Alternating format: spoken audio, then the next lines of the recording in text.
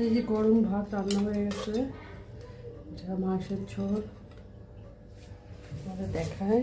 এটা হলো মাংসের ঝোল পাতলা করে। আর এখানে আছে চাল ডাল, সব এখনই রান্না করলাম আমি। আর এখানে অল্প একটু লতি কেটে তাড়াতাড়ি রান্না করে নিয়েছি। এটা কাঁচামরিচ, কারণ শুকনো মরিচে ওর বলে গলা ধরে, শুকনো মরিচে ওর সমস্যা হয়, গ্যাসের সমস্যা হয়, সেজন্য। তা বাবু তোর জন্য পারবো ভাত? আমি খাবো, আমার ক্ষুধা লাগছে। আমি 2 পিস কেক খাইছি, আমার ক্ষুধা লাগছে। গরম ভাত তো বেড়ে দে, হ্যাঁ, জুড়াতে জুড়াতে। লত্তি খাবি? লত্তিটা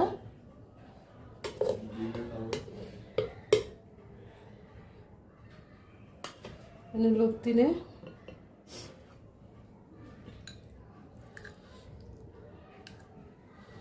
লত্তি পছন্দ করে। তারপর মাংস ওগুলো পরে নিস। মাংসটা আমার জন্য বেড়ে ফেলি আমি।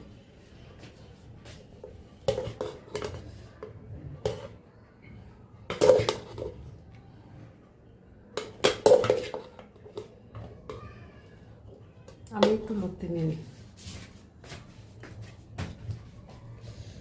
এটা আমার বাড়তেছে।